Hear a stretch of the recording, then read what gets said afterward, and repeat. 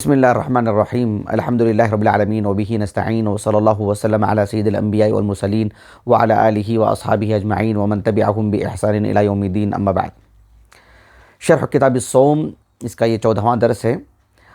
ایک وضاحت میں آپ کو کر دوں کہ یعنی کتاب الصوم سے مراد ہمارے پاس ایسی کوئی یعنی باضابطہ کوئی کتاب نہیں، امام بخاری کی الصحیح یا دیگر کتابوں سے، بلوغ المرام سے یا عمدۃ الاحکام سے کسی کتاب کو رکھ کر کے ہم شرح کتاب الصوم ایسا کوئی درس نہیں دے رہے،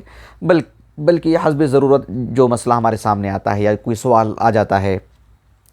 روزے سے متعلق کوئی بھی مسئلہ جڑا ہوا ہے، تو اس نقطہ نظر سے ایک درس میں آپ کے سامنے دے دیتا ہوں، اور اسی کو میں نے شرح کتاب الصوم سے موسوم کر کے اس ایک سلسلہ وار درس دے رہا ہوں۔ تو یہ جو درس ہے آج کا، دراصل ہمارے جو گروپ ہیں اس میں اخوان اور بہنوں سے متعلق جو میں نے سوال کیا تھا کہ رسول اللہ صلی اللہ علیہ وسلم کی زندگی میں جتنے رمضان آئے، یعنی وہ رمضان جب روزہ فرض ہو گیا تھا، فرض قرار دیا گیا، تو اتنے رمضان جو آئے ہیں وہ رمضان کتنے دنوں والا مہینہ تھا، 30 کا یا 29 کا؟ اس کی وضاحت کے لیے، کیونکہ یہ بھی سیرت رسول کا ایک پہلو ہے، ایک جز ہے، اس سے بھی واقف ہونا چاہیے، اور چونکہ اس سے متعلق احادیث آتے ہیں، تو یہ ایک مقصود تھا جس کی وجہ سے آج کا یہ درس دیا جا رہا ہے۔ دوسری بات، مجھے ایک درس اس بات پر بھی دینا ہے، ایک حدیث مبارکہ ہے متفق علیہ، جس کی وضاحت میں بعد میں کروں گا انشاءاللہ آنے والے دروس میں، کہ اللہ کے رسول نے کہا صلی اللہ علیہ وسلم شہر عید لا ینقصان، کہ عید کے جو 2 مہینے ہیں رمضان اور ذوالحجہ، یہ ناقص نہیں ہوتے ہیں۔ تو ناقص نہیں ہوتے ہیں، کیا معنی اس کا ناقص نہیں ہوتے ہیں؟ اجر کے اعتبار سے کہ دن کے اعتبار سے کیا معنی مفہوم ہے؟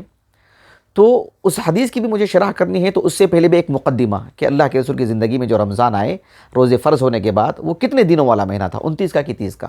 تو یہ 2 سبب جڑے ہوئے تھے جس کی وجہ سے یہ باتیں میں آپ کے سامنے رکھ رہا ہوں۔ بہرحال ایک حدیث مبارکہ ہے جسے امام ابو داؤد السجستانی رحمہ اللہ اپنی السنن کی کتاب الصوم میں، اور امام ابو عیسیٰ ترمذی رحمہ اللہ اپنی السنن کی ابواب الصوم میں ایک حدیث مبارکہ لائے ہیں، اور دونوں محدث ایک ہی سند سے اس حدیث کو لائے ہیں۔ امام ابو داؤد اور امام ترمذی رحمہ اللہ اپنے استاذ احمد ابن منیع رحمہ اللہ ان سے اس حدیث کو لائے ہیں۔ احمد ابن منیع ابن عبد الرحمن ابو جعفر، جو بغا کے رہنے والے تھے، اصلاً وہ بغا، یہ آپ دیکھیں گے کہ جو ایران کا جو وہ علاقہ ہے جو نیسابور سے تعلق رکھتا ہے، تو اس علاقے کا ایک حصہ ہے یہ نیسابور۔ امام بغوی رحمہ اللہ، جو تفسیر بغوی ہے نا، شرح السنہ بھی ان کی کتاب ہے، معالم التنزیل ان کی تفسیر ہے، ان کی جب سیرت میں نے پیش کی تھی الحمدللہ، تو ان کی سیرت میں بغا سے متعلق ہوئے میں نے بات کی ہے۔ تو یہ وہاں کے ہیں، بغداد آ کے رہ گئے تھے، 244 ہجری سن وفات ہے، اور کتب ستہ کی سبھی کتابوں میں آپ کے مرویات ہیں، ثقہ عالم دین ہیں، صاحب المسند ہیں، ان کے ایک نواسے ہیں ابو القاسم البغوی، 316 ہجری سن وفات، بڑی شخصیت ہیں ماشاءاللہ، مسند الجعد ہمارے پاس موجود ہے ان کی۔ بہرحال تو یہ یعنی احمد بن منی رحمہ اللہ اس حدیث مبارکہ کو اپنے استاذ یحییٰ ابن زکریہ ابن ابی زائدہ، یحییٰ کے جو دادا ہیں وہ ابو زائدہ کنیت سے مشہور ہیں، میمون ان کا نام ہے، میمون ابن فیروز، جو علماء کوفہ میں سے ہیں اور نہایت قداور شخصیت ہے، عظیم المرتبت عالم دین ہیں، کتب ستہ کی سبھی کتابوں میں آپ کے مرویات ہیں، ثقہ عالم دین ہیں، متقن ہیں، اور جو ہے یعنی آپ اندازہ لگا لیجئے کہ کوفہ کی عظیم ہستی سفیان ابن سعید الثوری ابو عبداللہ رحمہ اللہ، جو 161 ہجری سن وفات ہے، ان کے انتقال کے بعد علی بن المدینی رحمہ اللہ کہتے ہیں کہ لم یکن بالکوفتی بعد الثوری اثبت من، اتنا بڑا جملہ ان کے بارے میں کہا۔ تو یحییٰ ابن زکریہ ابن ابی زائدہ رحمہ اللہ اس حدیث مبارکہ کو اپنے استاذ عیسیٰ ابن الدینار الخزاعی الکوفی ابو علی المؤذن سے روایت کرتے ہیں۔ کتب ستہ میں ان کی جو روایات ہیں صرف سنن ابی داؤد اور سنن ترمذی میں ہیں، البتہ امام بخاری رحمہ اللہ نے خلق و افعال العباد میں ان کی روایات لائے ہیں۔ ثقہ عالم دین ہے، ثقہ عالم دین ہے، لیکن ان کے جو والد ہیں دینار، وہ یعنی ان کی بھی مرویات صرف سنن ابی داؤد اور سنن ترمذی میں ہیں، اور امام بخاری رحمہ اللہ خلق و افعال العباد میں ان کی روایت لائے ہیں۔ ایک صحابی ہیں عامر بن الحارث ابن ابی ضرار، جو اللہ کے رسول صلی اللہ علیہ وسلم کی زوجہ محترمہ ام المؤمنین جویریہ رضی اللہ عنہا کے بھائی ہیں، تو ان کے موالی میں سے ہیں یہ، کون؟ دینار الکوفی۔ لیکن یہ جو راوی ہیں مقبول ہیں، یعنی ابن حجر رحمہ اللہ نے تقریب التہذیب میں ان کو مقبول لکھا ہے، مقبول۔ مقبول کا مطلب یہ ہوتا ہے کہ کوئی ثقہ راوی ان کی متابعت کرتے ہیں تو یہ مقبول ہوں گے، یعنی اذا توبع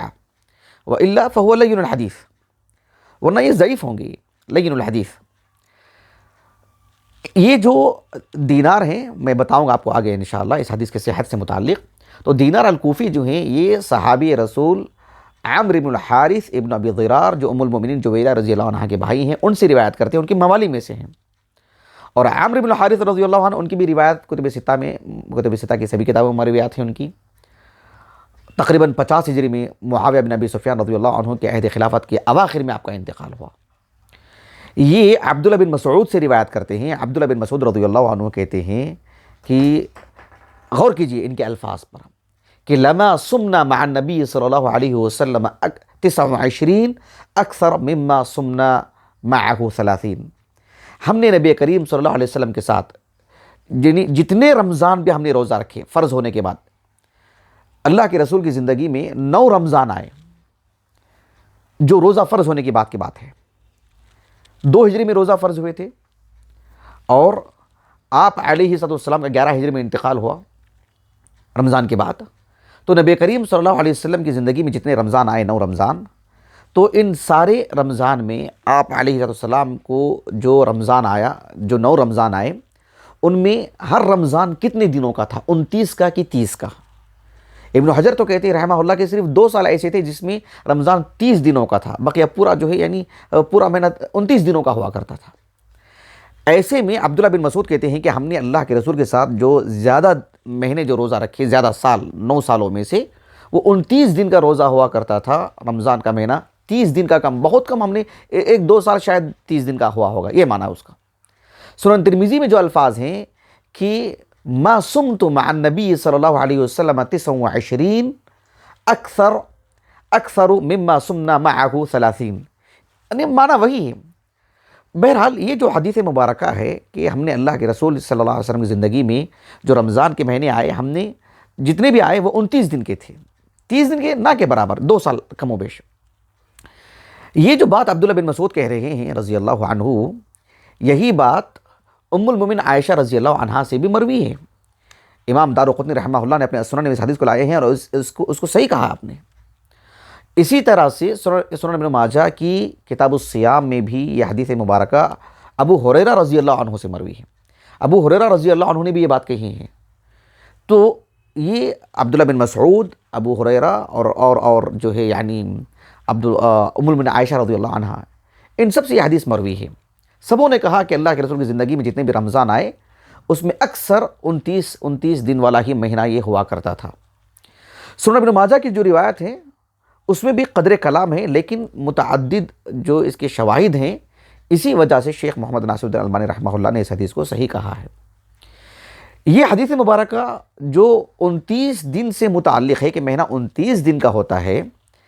یہ ایک رمضان سے ہٹ کر کے کہ کوئی بھی مہینہ 29 دن کا ہوتا ہے، یہ تو کئی صحابہ سے مروی ہے، کئی صحابہ سے۔ امام ابو عیسیٰ ترمذی رحمہ اللہ کا جو عام منہج ہے کہ وفی الباب کہ اس حدیث میں اور کتنے صحابہ سے مروی ہے یہ حدیث مبارکہ، انہوں نے کئی صحابہ کے نام لیے ہیں: عمر بن الخطاب، انس بن مالک، عبداللہ بن عباس، عبداللہ بن عمر، سعد بن ابی وقاص، ام المؤمنین عائشہ، جابر رضی اللہ عنہ، اور جو ام سلمہ رضی اللہ عنہا، اور ابو بکر رضی اللہ عنہم،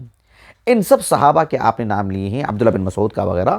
کہ 10 صحابہ کے انہوں نے نام لیے ہیں کہ ان سب سے حدیث مبارکہ مروی ہیں۔ اور آپ دیکھیں گے کہ جو اتحاف الاحوذی میں آپ تفصیل سے دیکھیں کہ انہوں نے سارے احادیث کی تخریج کی ہے۔ شیخ عبد الرحمن مبارک پوری رحمہ اللہ نے بھی کچھ ہلکا پھلکا جو ہے جو آپ اس کی بھی شرح کرتے ہیں، وہ فی الباب کے جو آپ نے شرح کی ہے عبد الرحمن مبارک پوری رحمہ اللہ نے، اس کو بالکل الگ کر کے بھی جو ہے مطلب طبع کیا گیا ہے اللباب کے نام سے، 2 جلدوں میں میرے پاس موجود ہے الحمدللہ۔ لیکن بہت ہی تفصیل کے ساتھ اتحاف الاحوذی میں آپ دیکھ سکتے ہیں۔ خیر، یہ تو حدیث کی تقریر سے متعلق ہے۔ یہ حدیث مبارکہ کا جو معنی مفہوم ہے بس اتنا سا ہے کہ اللہ کے رسول کی زندگی میں جتنے بھی رمضان آئے وہ 29 دن کے تھے، 29 دن کا مہینہ ہوا کرتا تھا، بہت کم 30 دن کا۔ اسی لیے مولانا عبد الرحمن مبارک پوری رحمہ اللہ نے کہا کہ خلاصہ کلام یہ ہے کہ والحاصل ان الاشہر الناقصہ اکثر من الوافیہ، کہ جو 30 دن کی جو بات ہوتی ہے اس کے مقابل 29 دن والے جو مہینے گزرے ہیں اللہ کے رسول کے زمانے میں وہ زیادہ ہوا کرتے تھے۔ ایک تنبیہ جو میں نے آپ سے کہا تھا کہ ایک تنبیہ کرنا مقصود ہے کہ کچھ عامت الناس میں یہ بات بھی ہے کہ رمضان کا جو مہینہ ہے وہ تو 30 دن کا ہونا چاہیے، 30 دن کا ہو، ورنہ 29 کا ہونے کی وجہ سے اجر میں کمی ہوگی یا ہماری نیکیوں میں کمی ہوگی، مزید عبادتوں کا جو معاملہ ہوتا ہے وہ وغیرہ وغیرہ وغیرہ۔ اللہ کے رسول کے زمانے کی یہ بات ہے، اور یہ نادانی والی بات ہے، یہ بھی بڑی قدیم ہے۔ اب میں جو اس کتاب سے ایک حوالہ دیتا ہوں، یہ امام الائمہ حافظ ابن خزیمہ رحمہ اللہ کی الصحیح ہے۔ صحیح ابن خزیمہ میں جو کتاب الصوم میں جو متعدد مسائل آپ نے بیان فرمائے ہیں، اس میں سے ایک مسئلہ آپ نے اس بات کی وضاحت کے لیے بھی باب قائم کیا، اور غور طلب ہے، مجھے بڑی حیرانی ہوئی حافظ ابن خزیمہ رحمہ اللہ کے اس باب کو لے کر کے، کہ حافظ ابن خزیمہ رحمہ اللہ نے باب قائم کیا کہ باب الدلیل علی ان صیام 29 لرمضان كان على عهد النبي صلى الله عليه وسلم أكثر من صيام 30 خلاف ما يتوهم بعض الجهال والرعاع أن الواجب أن يصام لكل رمضان 30 يوما كوامل۔ یعنی یہ جو حدیث مبارکہ ہے حدیث ابن مسعود، اور اس کو ذکر کیا ہے، انہوں نے ذکر کر کے لکھا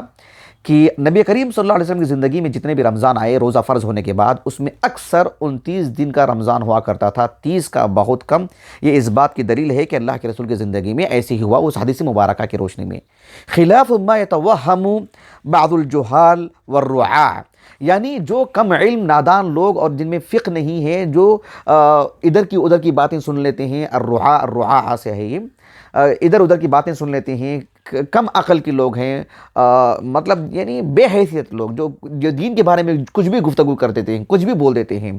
نہایت کم علم رکھنے والے جو لوگ ہیں، اس طرح کے لوگ جو ایک طرح کے ان کے دلوں میں ایک وہم ہے کہ نہیں اللہ کے رسول کے زمانے میں جتنے بھی رمضان آئے یا رمضان کا مہینہ جو بھی ہوگا وہ قوامل یعنی 30 دن کا ہی ہونا چاہیے، 29 دن کا نہیں۔ ان کا رد کیا ہے امام